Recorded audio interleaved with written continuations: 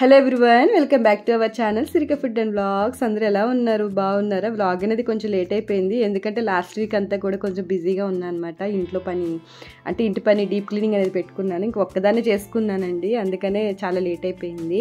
ఈ వీడియోలంతా కూడా నేను క్లీనింగ్ ప్రాసెస్ చూపిస్తాను ఎక్కువ, అంటే నేను ఎట్లా స్టెప్ బై స్టెప్ ఎట్లా చేసుకున్నాను అనేది. పని వాళ్ళు పెట్టుకోవచ్చు, కానీ కొంచెం హడావిడి అయిపోతుంది అనమాట. మనం నీట్గా సర్దుకున్న ఫీలింగ్ అనేది నాకు రాదు, అందుకని నేను ఇండివిజువల్గా చేసుకుంటా ఉంటాను పని అనేది. ఇంకా హాల్లో ఉన్నవన్నీ కూడా నేను మొత్తం వాష్ చేసేసామన్నమాట. అన్ని గాలికైతే ఆరుతాయని బయట పెట్టేసాము. ఇంకా డ్రెస్సింగ్ టేబుల్ అయితే సర్దుకోవాలి, దానికోసం కొన్ని బాక్సెస్ కూడా తీసుకున్నాను కదా, ఇట్లా ఆర్గనైజ్ చేసుకున్నాను. అది కూడా నెక్స్ట్ వీడియోలో మీకు చూపిస్తాను. ఇక్కడ నేనైతే వెజ్ బిర్యానీ అనేది చేశానండి.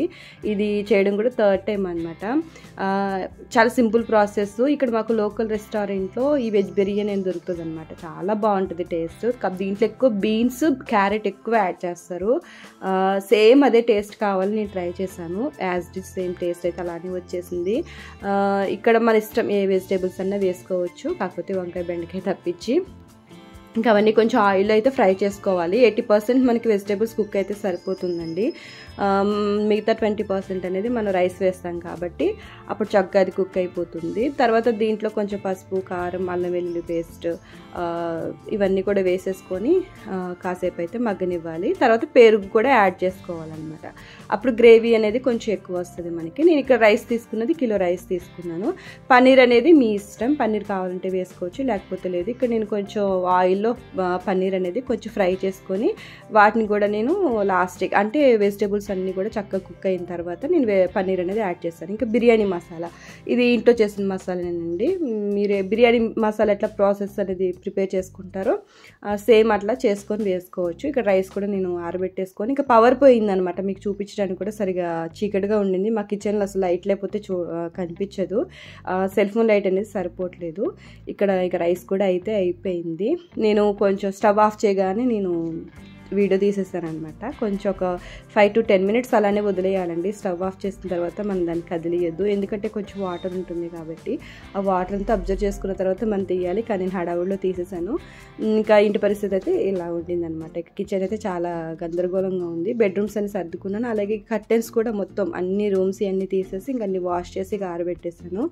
ఇంకా ఫస్ట్ స్టెప్ సెల్ఫ్స్ అనేది క్లీన్ చేస్తాను అనమాట. ఫస్ట్ పైనుంచి ఒక్కొక్కటి చేసుకుంటాను. సరే, తర్వాత ఫస్ట్ అయితే డ్రెస్సింగ్ టేబుల్ అనేది ఎలా క్లీన్ చేశాను అనేది, అంటే నేను ఎలా సర్దుకుని అనేది చూపించలేదు. కాకపోతే మనం కొన్ని ఫంక్షన్స్కి అది వెళ్ళినప్పుడు ఎక్కడ పడితే అక్కడ పడేసి ఉంటాయి కదా, అందుకే ఇలా చిందర వందరగా ఉండింది. అన్నీ ఒక్కొక్కటి సెపరేట్ చేస్తూ ఉన్నాను అనమాట. ఎప్పుడండి డిసెంబర్లో కాబట్టి చేసింది, అందుకే ఇలా చాలా చిరాగ్గా అయిపోయింది. అవసరమైనప్పుడు ఒక్కడు కూడా కళ్ళ ముందు ఉన్న కూడా కనపడవు, అలా అయిపోతాయి. నేను ఎక్కువ బనానా క్లిప్సే యూజ్ చేస్తాను. బనానా క్లిప్సే ఉంటాయి, నా హెయిర్కి కూడా అవే సెట్ అవుతూ ఉంటాయి.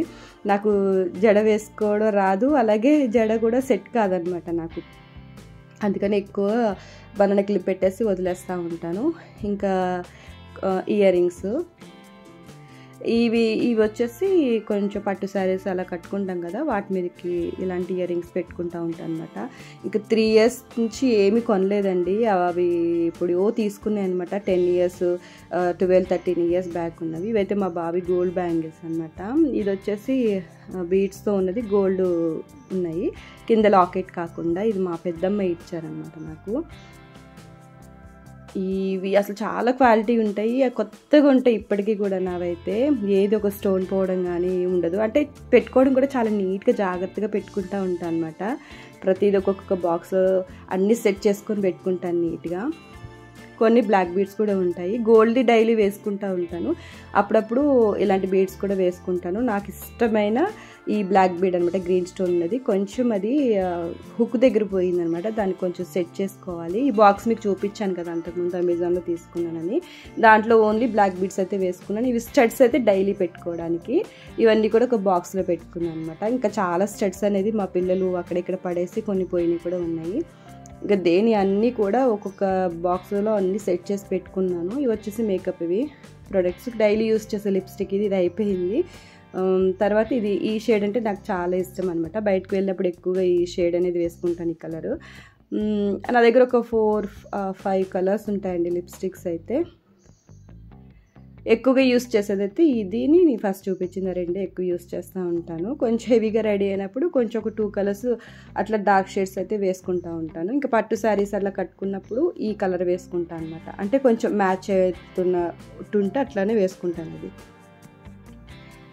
ఇంకా ఇది వచ్చేసి చిన్నది ఐబ్రో పెన్సిల్. ఇంకా దీంట్లో ఒక 4 వస్తాయి అనమాట. బ్రౌన్ కలరు, బ్లాక్ కలర్ వస్తాయి. ఎక్కువ బ్రౌనే యూస్ చేస్తాను. ఇంకా bangles, partywear bangles, normal bangles అన్నీ కూడా. అందుకే నేను బ్యాంగిల్స్ తీసుకోనండి. చాలా బ్యాంగిల్స్ ఉంటాయి ఇంట్లో అయితే, వేసుకునేది తక్కువ. ఇంకా ప్రతిసారి ఏదైనా శారీస్ తీసుకున్నప్పుడు కొత్త బ్యాంగిల్స్ అయితే ఖచ్చితంగా తీసుకుంటూ ఉంటాను. ఇంకా పిల్లలవి నావి కలిపి ముగ్గురి కాబట్టి ఇంకా ఎక్కువ ఉన్నాయి. అన్నీ కూడా పడేయనండి, పాతవి కూడా అలా దాచిపెట్టుకుంటూ ఉంటాం అనమాట. కొంచెం థ్రెడ్ వేసేసి దేని దాడి కట్టేసి పెట్టేశాను. వాటికి వచ్చేసి ఒక సెపరేట్ బాక్స్, బ్యాంగిల్ బాక్సెస్ ఉంటాయి కదా, అవి తీసుకోవాలి. అవి ఎప్పుడు తీసుకుందామన్నా కూడా ఎందుకో దాని మీద అంత ఇంట్రెస్ట్ పెట్టట్లేదు. ఇంక ఇక్కడ 100 నోట్ వచ్చేసి మా అమ్మమ్మ ఇచ్చిన నోట్ అనమాట. గుర్తొచ్చింది ఇంకా బాక్స్ తీయగానే. ఇంకా తను ఇచ్చింది అలా జాగ్రత్త పెట్టుకున్నాను. ఇవి వచ్చేసి బీడ్స్, వైట్ బీడ్స్. ఏదైనా గోల్డ్ది ఒక లాకెట్లా చేపించి నెక్కి చేపిద్దామని చూస్తున్నాను పిల్లలకి, అందుకోసం దాచిపెట్టాను అనమాట. ఇది అత్తమ్మ కాశ్మీర్ వెళ్ళినప్పుడు డార్జిలింగ్లోనే ఎక్కడో తీసుకొచ్చారు. అవి చాలా క్వాలిటీ బీడ్స్ అంట. ఇంకా వాళ్ళ పెట్టుకున్నాను. ఈ నెక్ సెట్ వచ్చేసి అమెజాన్లో తీసుకున్నామండి. ఇది 12 years అవుతుంది. చాలా హెవీ వెయిట్ ఉంటుంది, బాగుంటుంది చాలా. అది కూడా అసలు ఇంత కూడా కలర్ షేడ్ కాలేదు. ఇంకా ప్రజెంట్ అయితే ఇక్కడ నాకు 3 rooms అయితే అయిపోయినాయి, 3 bedrooms. ఇక డైనింగ్ హాలు, కిచెన్, నాకు ఈ 3 మాత్రమే మిగిలినాయి. ఇంకా 3 అయితే చేసుకోవాలి.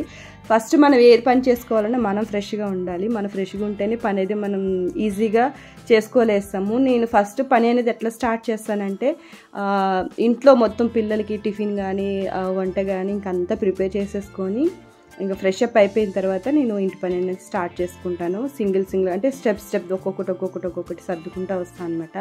అన్నీ తీసి ఒక్కసారి కింద మీద వేసేసుకొని మనం సర్దుకోవాలంటే అది మన వల్ల కాదు. మనకి తెలియకుండానే ఒకలాంటి చికాకు కూడా వచ్చేస్తూ ఉంటుంది. అందుకనే నేను ఒక్కొక్కటి చేసుకుంటూ ఉంటాను. ఇది పిల్లల రూమ్కి వచ్చేసాను అనమాట. వాళ్ళ బెడ్రూమ్లో వాళ్ళ బట్టల సెల్ఫ్ అనేది సర్దుతున్నాను. ఇవి ఎందుకు చూపిస్తున్నానంటే డ్రెస్సెస్ ఇవన్నీ కూడా నేను బయట స్టిచ్ చేయించినవి. అంటే క్లాత్ తీసుకుంటాం కదా, నెట్టెడ్ క్లాత్ తీసుకొని సాటిన్ క్లాత్ వేసి ఇలా స్టిచ్ చేశాను. చాలా బాగుంటాయి వేసుకుంటే. పిల్లలకి చక్కగా ఇట్లా లోపల కెన్ వేపించి ఒక బుట్టలా వస్తాయన్నమాట. కానీ ఇప్పుడు మా అమ్మాయి పెద్దగా అయిపోయింది కాబట్టి చిన్నదానివి చూపిస్తున్నా మీకు. కొంచెం ఇప్పుడైతే చిన్నగా అయిపోయినాయి అనమాట, సరిపోవట్లేదు. బ్లౌజ్ సరిపోవట్లేదు, ఇంకా స్కర్ట్స్ కూడా కొంచెం పైకి అనేది అయిపోయింది. ఇది చూపించేదైతే ఇది అయితే రెడీమేడ్ అనుకుంటారు చాలామంది. ఇది కుట్టిపిచ్చి కూడా నేను దాదాపు ఒక 13 years అవుతుందండి ఈ డ్రెస్ కుట్టించి. మా పెద్ద పాపది అనమాట. అసలు అది చాలా బాగుంటుంది. ఆంటీ చాలా బాగా స్టిచ్ చేశారు. ఇక ఇదైతే నాకు చాలా ఇష్టం అనమాట, ఈ లెహెంగా.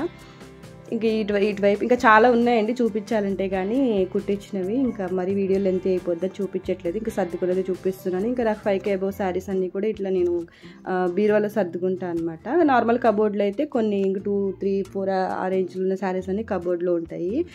ఇంకా అవన్నీ కూడా సర్దుకున్న తర్వాత ఇంకా కిచెన్కి వచ్చాను. ఇంకా లాస్ట్ నేను వచ్చేది కిచెన్కి, హాల్కి అనమాట. ఇంక ఈ రెండింటికి వచ్చిన తర్వాత ఇంకప్పుడు ఇంకా చుట్టూ క్లీన్ చేసుకుంటాను. ఫస్ట్ పైన షెల్ఫ్ అంతా తీసేసి దాంట్లో ఉన్న బాక్సెస్ ఉంటాయి కదా, డబ్బాలన్నీ కూడా తీసేసి కడిగేసి ఇట్లా గాలికైతే ఆరబెట్టుకున్నాను ఇంట్లోనే. ఇంకా బయట ఎండబెట్టినా కూడా గాలి బాగా వస్తుంది కదా, మళ్ళీ దుమ్ము పడుతుందని ఇంక ఇంట్లోనే ఆరబెట్టుకున్నాను. ఫస్ట్ ఏంటంటే మాకైనా నాకు కిచెన్లో కబోర్డ్లో ఎంత పెద్ద దుమ్ము ఉండదండి, ఎందుకంటే ఎప్పుడు డోర్స్ ఎక్కువ క్లోజ్ చేసే ఉంటాను. కానీ అయినా ఏంటో సెల్ఫ్ సాటిస్ఫాక్షన్ అనమాట, చేసుకోవాలి అని. ఇక్కడ నేను బొద్దింకలు రాకుండా ఒక జెల్ ఉంటుంది కదా, అంతకుముందు చూపించాను కదా, జెల్ పెట్టాను. దీనివల్ల బొద్దింకలు అనేది రాదు. ఇంక ఇప్పుడు ఉన్న జెల్ తీసేసి మళ్ళీ ఫ్రెష్గా అయితే పెట్టాలి. ఫస్ట్ ఒక పొడి క్లాత్లో తుడిచేసి తర్వాత మళ్ళీ ఒక వెట్ క్లాత్లో ఒక డెటాల్ వేసి నేను షెల్ఫ్ అంతా క్లీన్ చేసుకున్న తర్వాత ఆరిన తర్వాత ఇలా చాక్ పీస్ ఉంటుంది కదా మనకి, చీమలు రాకుండా ఉండేది, ప్లస్ బొద్దింకలు కూడా రావు, అలా మొత్తం చుట్టూ రాసేసుకొని పేపర్ వేసేస్తాను అనమాట. ఇంకా ఇక్కడ నేను బాక్సెస్ అన్నీ కూడా మొత్తం క్లీన్ చేసుకుంటున్నాను. ఇవి పోనీ ఏమన్నా జిడ్డు పట్టేసి బాగాలేదనుకుంటే లేదండి, చాలా నీట్గా ఉన్నాయి. అప్పుడు ఎట్లా కడిగి పెట్టానో అట్లనే ఉన్నాయి. ఇంకా కాకపోతే ఇంకా మళ్ళీ చేసుకుంటే అయిపోద్దిలే అని మళ్ళీ మొత్తం కూడా నేను ఇంకా సోప్ పెట్టి క్లీన్ చేస్తున్నాను అనమాట. మీకు చూపిస్తా చూడండి ఎంత నీట్గా ఉన్నాయో. ఏముండదు దీంట్లో, ఎందుకంటే మనకి జిడ్డు అనేది కూడా పోదండి దాంట్లోకి. నేను పెట్టడం కూడా కవర్తోనే వేసి పెడతానమాట, అలా అలా వేసేయండి దాంట్లో. కొంచెం గాలి కారిన తర్వాత ఒక పొడి క్లాత్తో మొత్తం నీట్గా తుడిచేసి మళ్ళీ ఆ బాక్సెస్ అన్నీ కూడా దాంట్లో పెట్టేసుకుంటాను. వీడియో కనుక నచ్చితే ఒక లైక్ అయితే ఇవ్వండి, సబ్స్క్రైబ్ చేసుకోండి. నెక్స్ట్ వీడియో అనేది మీతో మళ్ళీ నేను షేర్ చేసుకుంటాను, మళ్ళీ ఎలా సర్దుకున్నాను అనేది. Thank you for watching.